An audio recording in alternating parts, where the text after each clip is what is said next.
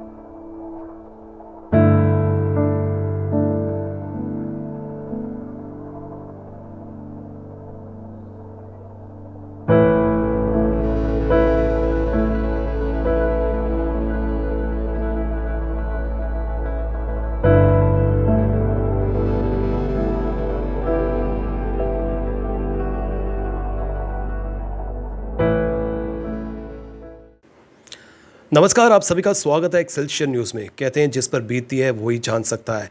आज हम आपको लेकर जा रहे हैं जोड़िया टाउन में, जहां पर हर्ष के माता पिता जो हैं अपने बेटे के पार्थिव शरीर का इंतज़ार कर रहे हैं। हर्ष की बात करें तो 11 जून को वो लापता हुआ था और घर वालों को 12 जुलाई को, एक महीने के बाद पता चलता है कि उनका बेटा जो है इस दुनिया में नहीं है। किस तरह से जो है इनके परिवार वालों पर ये इस समय चल रहा है, ये मेरे को बताने की आवश्यकता नहीं है।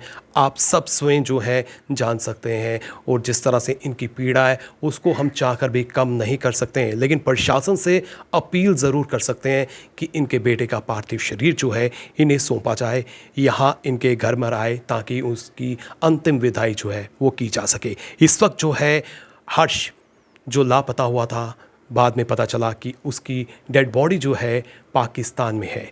और निसंदेह प्रशासन की बात करें, हमारी गवर्नमेंट की बात करें, तो प्रयास किए जा रहे हैं, कदम उठाए जा रहे हैं, लेकिन आज 1.5 महीने से ज़्यादा हो चुका है कि हर्ष जो है इस दुनिया को छोड़ चुका है, और अंतिम विदाई का जो है घर वाले इंतज़ार कर रहे हैं। इस वक्त क्या बीत रही है, आइए जानने की कोशिश करते हैं। हर्ष के पिता मेरे साथ हैं। सर, कैसे पता आपको चला कि आपका बेटा जो है इस दुनिया से चला गया है? मेरा नाम सुभाष चंद्र है। मैं वार्ड नंबर जोड़िया 2 का रहने वाला हूँ। मेरे बेटे का नाम हर्ष निगोत्रा है। वो एक एयरटेल कंपनी में काम करता था। वो सुबह वो घर से ट्रेन से जाता था, वैसे गया वो, तो शाम तक घर नहीं आया। तो हमने आगे पीछे पता किया, नहीं पता चला। फिर हमें लोकेशन में उसकी फ़ोन लगाया, तो हमें लोकेशन परगवाल साइड की आई, गुड़ा मनासा। फिर हम वहाँ गए, रात को ढूंढते रहे। सुबह हम 4:30 घर पहुँचे, फिर भी ढूंढते रहे। फिर उसके बाद हम कोर्ट थाना चले गए, वहाँ एप्लीकेशन दी हमने, ऐसे ऐसे हमारा बच्चा कल से घर नहीं आया। तो वहाँ भी ये बातचीत चल रही। तो फिर मेरे दोस्त वगैरह किसी कॉल आती है कि बाइक लगी है बकोर जनाब के पास। फिर वहाँ से हम वहाँ निकल आए, वहाँ देखा आगे, तो वहाँ बाइक उसकी लगी थी।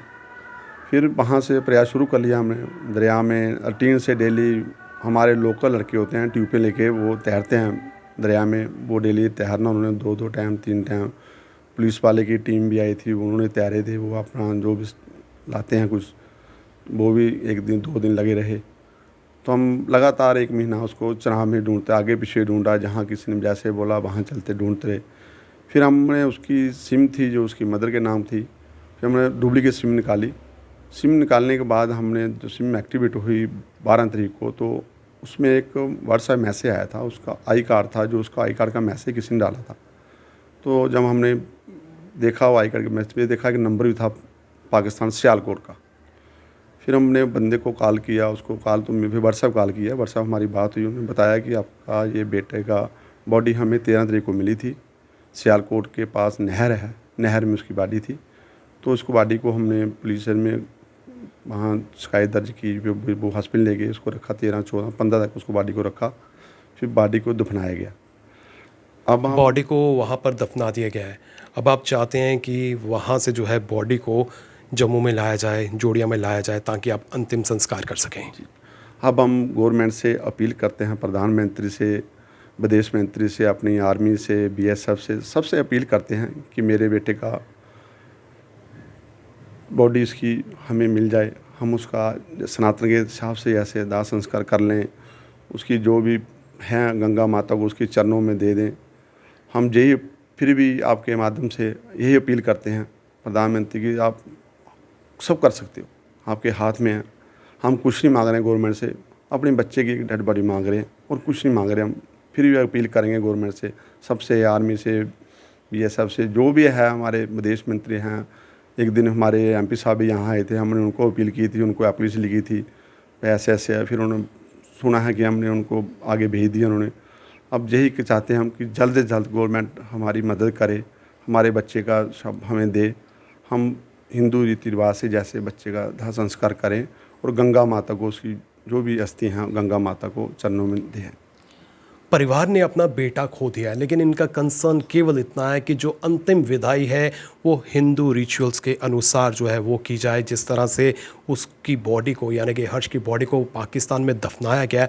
अब इनकी ये मांग है कि वहाँ से जो है डेड बॉडी को रिकवर कर यहाँ पर इनके घर पर पहुंचाई जाए, ताकि उसकी अंतिम विदाई जो है वो कर सकें। इसीलिए बार बार जो है विभिन्न मंच के माध्यम से इस बात को बुलंद किया जा रहा है, इस आवाज़ को उठाया जा रहा है और प्रशासन से बार बार अपील की जा रही है कि इस परिवार की जो है जो सुनवाई होनी चाहिए। जो ये मांग कर रहे हैं जेन्युइन मांग है, इनका अधिकार है कि अपने बच्चे की जो है अंतिम विदाई कर सकें। सर, मैं आपसे ये भी जानना चाहता हूँ कि जिस तरह से दरिया चेनाब में जो है आपका बेटा बह गया, क्या लगता है कोई दुश्मनी थी, कोई रंजिश थी, या स्लिप हुआ उसका पाँव?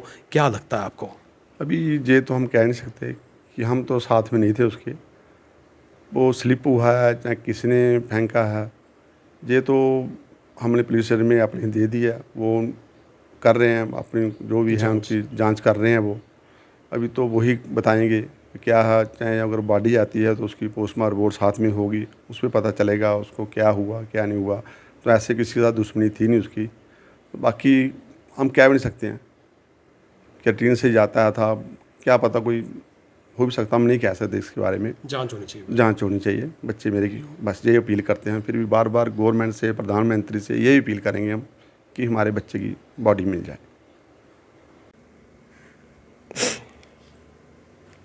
उसकी तस्वीरें देखकर अंदर बाहर जाते हुए मुझे ऐसे लग रहा है मेरा बेटा भी अंदर ही है। मैं उसको देख भी नहीं पाया। हमने सोचा कुछ और था, भगवान ने कुछ और कर दिया हमारे साथ। हमने सोचा था उसकी जॉब लगी, उसकी शादी कर देंगे अब हम, लेकिन हमें क्या पता था भगवान ने उसको इतनी जल्दी अपने पास बुला लेना। भगवान ने हमारे बच्चे को हमसे छीन लिया, लेकिन इतनी बड़ी सजा दी हमें, लास्ट में देखने भी नहीं देगा उसको। हम उसको तस्वीर देखने के लिए तरस रहे हैं। एक बार मेरे बेटे को वापस लिया, एक बार मेरे बेटे को जैसे भी वापस लिया, मैं उसको देखना चाहती हूँ।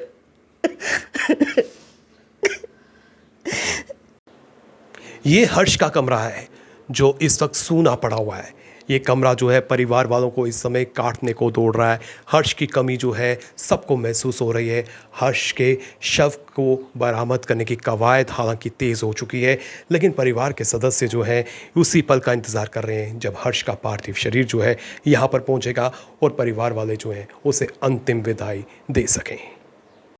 इस समय हर्ष के ब्रदर शिवम मेरे साथ हैं। शिवम, अपने भाई के बारे में थोड़ा सा बताएं हमें। मेरा नाम शिवम है, मैं हर्ष का भाई हूँ। भैया मतलब कि भैया पढ़ने में भी ठीक थे, 12th में भी उनका रिज़ल्ट अच्छा आया।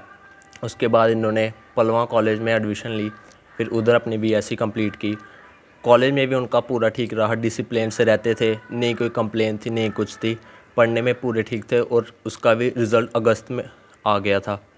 फिर बाद में वो इधर खिदमत सेंटर साइबर कैफ़े में लग गए, 2 महीने उधर रहे। फिर उसके बाद 1 महीने वो इधर टिकट डिपार्टमेंट में गए, उधर भी 1 महीना काटा। उसके बाद फिर वो एयरटेल कंपनी में लग गए, वहाँ वो वाईफाई में फाइबर में लगे थे। बाकी उन्होंने उस दिन भी उनकी डेली रूटीन थी। सुबह उन्होंने जाना 7:30 बजे तक, 8 बजे तक उधर जाना, उसके बाद 7:30 शाम को आ जाना। उस दिन भी वो खाना खा के मंदिर जाके पूरा रूटीन के साथ गए थे। क्या जिस दिन वो लापता हुए, क्या 7:30 बजे जो शाम को है घर लौटे थे? उस दिन तब 7:30 बजे थे। फिर पापा, हम सब आए, घर ही थे तब। फिर पापा ने कॉल की भैया को, तब फ़ोन उनका स्विच ऑफ आ रहा था। हमें लगा कि शायद उनकी बैटरी डेड हो गई हो फ़ोन की, इसलिए फ़ोन नहीं उठा रहे। फिर हमने थोड़ा वेट किया, फिर 8 बज गए। उसके बाद हमने उनके जो साथ कंपनी में लगे हुए थे उनको भी कॉल की, और उनके जो साथ थे फ्रेंड्स थे उनको भी कॉल की कि आपको कुछ पता है या आपके पास आया हो। फिर तो तलाश आपने किस समय शुरू कर दी? कब आपको पूरा डाउट हो गया कि भाई आपका मिसिंग है? वही तलाश फिर हमने 8:30 तक कर दी थी स्टार्ट, तब से ही हम करते रहे। फिर उसके बाद हम रात को 11 बजे तक फिर हम निकल गए कार लेके कि ढूंढने की। हमने उनका सिम ट्रेस करवाई, वहाँ की लोकेशन आई थी परगवाल की, तो वहाँ फिर हम रात को ही चले गए थे। फिर उधर से सुबह आए हम, फिर आके सुबह फिर रिपोर्ट भी कराई पुलिस स्टेशन। उसके बाद फिर हम फिर से बाइक लेके पापा के दोस्त वो सारे में ढूंढना स्टार्ट कर दिया। फिर उसके बाद हमें बाइक मिली भैया की। जिस दिन आपके ब्रदर लापता हुए, क्या उस दिन किसी परिवार के सदस्य से कोई बातचीत हुई थी? नहीं, उस दिन कोई बातचीत नहीं हुई थी, वही रेगुलर रूटीन थी। मतलब ठीक ही थे, खुश ही थे तब। कोई ऐसा नहीं था, अगर होता भी तो पता चल जाता हमें। क्या किसी तरह का तनाव से ग्रस्त थे? नहीं, उस दिन ठीक थे, मेरे से बात हुई थी उनकी, मत ठीक ही थे जैसे पहले थे रेगुलर। ज़्यादा कोई ऐसे कोई सैड नहीं थे, ठीक ही थे। अब आप सरकार से क्या अपील करना चाहते हैं? हम यही अपील करते हैं कि जल्दी से जल्दी मेरे भैया का शव हमारे पास आ जाए कि हम उनका संस्कार कर पाएँ। से यही अपील करना चाहती हूँ कि मेरे बच्चे का शव जल्दी से जल्दी वापस लाए। नहीं कर सकती, मेरे बेटे की कमी मुझे कितनी ज़्यादा महसूस हो रही है।